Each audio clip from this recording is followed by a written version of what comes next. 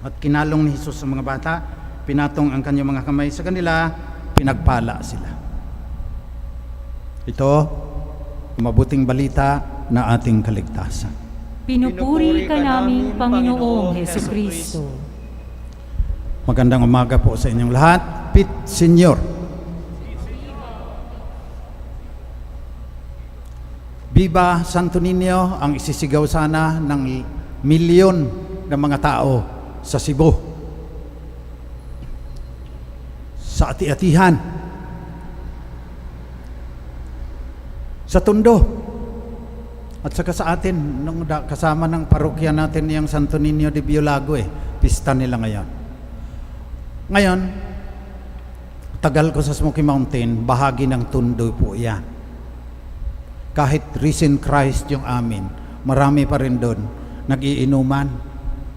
Bumabaha ang Emperador Light at saka Hinebra San Miguel pagpista doon, na ang kasabihan,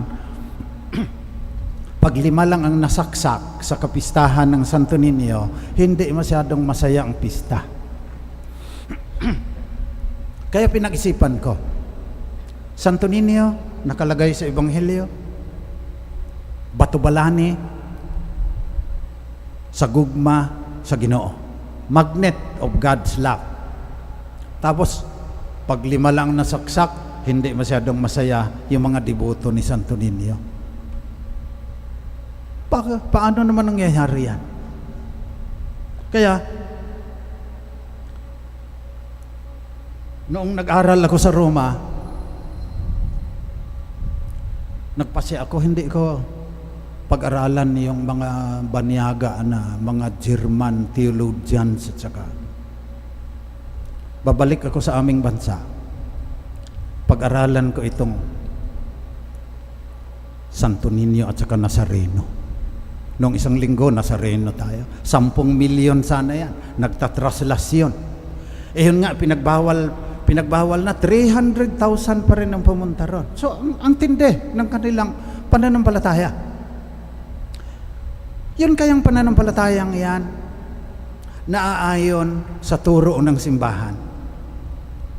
Kasi makikita mo rin, may mga restaurant, Santo Niño, may perpetual light pa dyan na pula, katabi si Buddha, ang laki ng tiyan. Katabi din yung pusa na gold na kumakaway sa iyo walang katapusan. Pareho lang ba yun? Yung tatlo, pare-pareho lang yun sila. Sa kabutihang palad, pinayagan ako ng aking moderator. Gagawa ako ng research instrument. Ito ang turo ng simbahan tungkol kay Kristo. Nakalagay sa creed yan. One, consubstantial with the Father, begotten, not made. Naintindihan kaya ano mga sumasayaw ng Pit Senior sa Sibuya? Binigyan din ako ng grant ng SBD.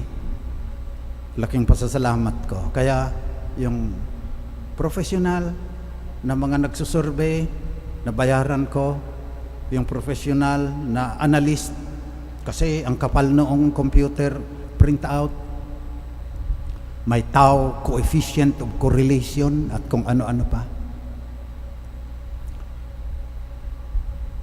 Natuklasan ko maraming bagay. Sinulat ko yan sa sa aking libro, The Christology of the Inarticulate, an inquiry into the Filipino understanding of Jesus the Christ. Scientific study, statistical package ang ginagamit na program. At natuklasan ko yung inaral ko sa Rome na mga heresies, mga maling turo.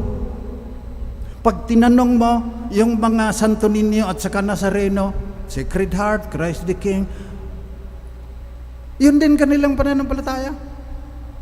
So the Christology of the inarticulate, the understanding of Christ by those inarticulate, yung walang salita na mapanghawakan, kagaya ng mga German theologians, European theologians, pati yung mga American theologians, mayroon silang magagandang mga salita.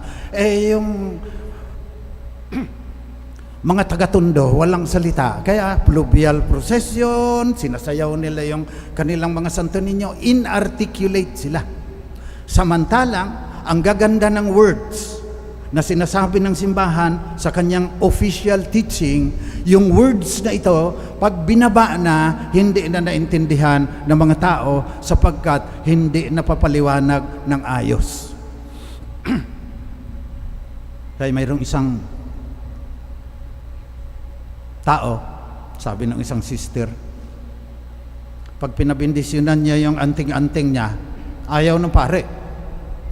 Ang ginawa niya, inuka niya yung Santo Niño, doon inilagay yung anting-anting. Blessing ng pare yan, kasi Santo Niño na eh. Parang ganun ang nangyayari sa atin. Yung pananampalataya ni Raja Humabon at saka ni Queen Juana, na binigyan ng image na Santo Niño ni Magellan, sinama na lang nila yung kanilang pananampalataya doon. Kaya halimbawa, ito na lang, para hindi tayo mahaba dahil hindi naman ito doctoral defense. Sinasabi natin, kaisa sapagkat Diyos ng Ama. Okay? Consubstantial yan sa English. Hindi naintindihan, pati nung nagsasalita ng English, hindi nila alam kung ano ang ibig sabihin ng consubstantial. Na pag sinabi mo, ang Santo Niño, consubstantial sa Ama. Kaisa sapagkat Diyos ng Ama. 30% nagsasabi pa rin hindi. Bigaten, not made. Sinasabi din yan.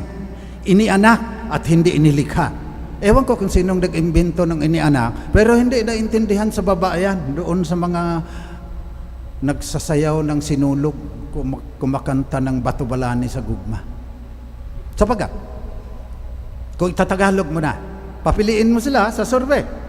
Si Kristo ay blank ng Diyos Ama. Inianak, nilikha, ginawa, nilalang.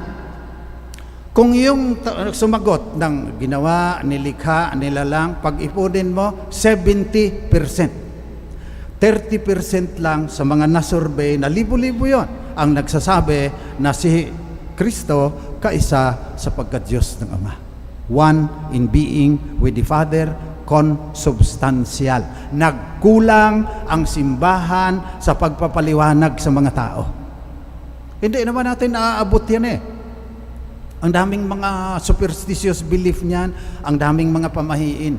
Kung hindi ako tumira ng 30 taon sa Smoky Mountain, hindi ko malalaman na yan ang pamamaraan ng pagsasabuhay, ng pananampalataya, ng pangkaraniwang tao. Na nakatunganga lang dyan, pag nagsisimba, maski anong sasabihin ng pare, pero pagbalik nila doon, binabago nila yan, ayon sa kanilang sariling pananampalataya, kagaya ng mama, na inilibing yung anting-anting niya, na bawal dapat sa Santo Niño, binasbasan ng pare. Kaya ang nangyayari, dahil nilikha, nilala, ginawa, pag mayroong iglesia ni Kristo na magsasabi, hindi talaga yan sila kapantay. Si Jesus, tao lang yan. Madaling maniwalaan ng mga tao, kaya milyon yan sila. Hindi napaliwanagan ng ayos. Pero luma na yan. Yung sabi ng Iglesia ni Kristo na si Jesus binigyan lang ng special na kapangyarihan para maligtas tayo. Dynamic monarchianism po yan. 2nd century pa lang, ando na yung heresy na yan. Ano ibig sabihin ng dynamic monarchianism? Mula sa dynamis, power. Monarche, isa lang talaga ang Diyos. Kaya si Jesus, binigyan lang ng dynamis, special power, kaya naligtas niya tayo. Maling-mali. Kasi kung hindi siya consubstantial, walang hanggan ang ating kasalanan. Dahil Diyos ang ating nilapastangan, dapat walang hanggan din ang kabayaran. Kung tao lang ang Santo Niño, kung tao lang yung Nazareno, kung tao lang si Kristo na pinako sa krus, hindi niya mababayaran ang walang hanggang kasalanan ng sangkatauhan. Kaya sinasabi natin, ang Santo Niño, kaisa sapagkat Diyos ng Ama. Inianak, hindi inilikha.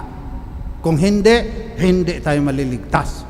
Pero yung mga heresy na 2nd century pa, kumakalat sa mga tao. Hindi na nararating ng mga pare. Dahil ilan lang yan, 8,000, pagkatapos 83 million Catholics.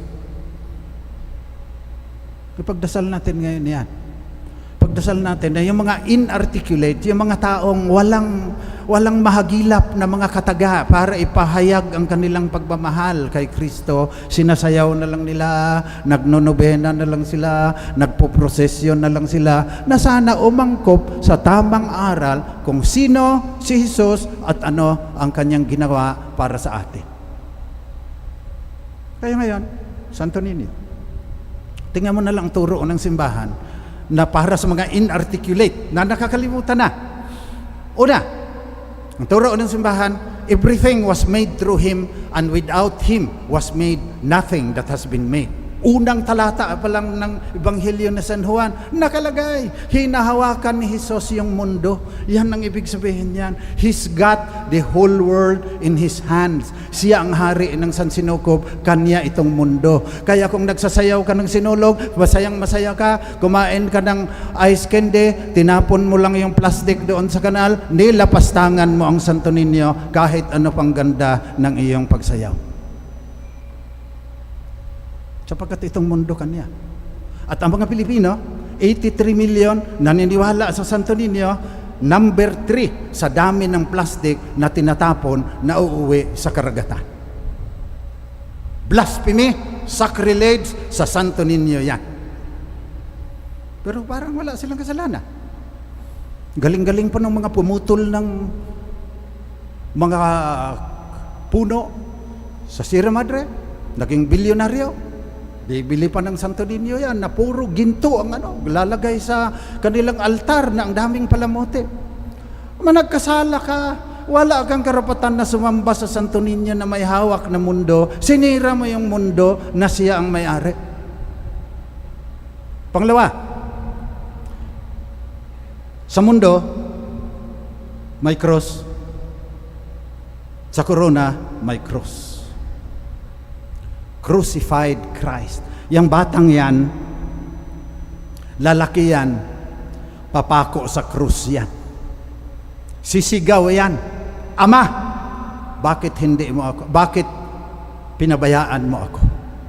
Namatay sa isang kalunos-lunos at marahas na kamatayan para bayaran ang ating pagkakasala, para bayaran yung pagputol natin ng puno, para bayaran yung pagtapo natin ng plastic, para bayaran yung child prostitution sa Cebu, kung saan sinasayaw ang sinulog, para bayaran yung lahat ng nananaksak, naglalagay ng gripo sa tagiliran ng kanilang mga kapatid dyan sa Tondo. Yan ang ibig sabihin ng cross na yan. Huwag mo nang pabigatin. Pagsisihan mo ng iyong mga kasalanan. Pero nakakalimutan na yan. Senyor, Viva Santo Niño! Nakakalimutan. Siya ang may-ari nitong mundo, huwag mong lapapastanganin. Binayaran niya ang iyong pagkakasala, huwag ka nang magkasala. Uli, go thou and sin no more. At ang pangatlo, nakita ninyo yung kaniyang damit. May sitro pa yan. Wala lang ngayon, scepter as a symbol of kingship. So may mamahaling damit, may corona, may cetro, king of the universe. Pagbalik niya, there will be a new heaven and a new earth. At yung batang yan, pagbalik niyan,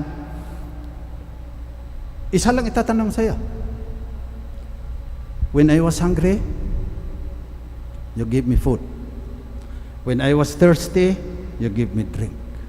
Come to the new heaven and to the new earth where joy will never end. That is our sense of purpose. That is the sense of meaning that we have for our lives.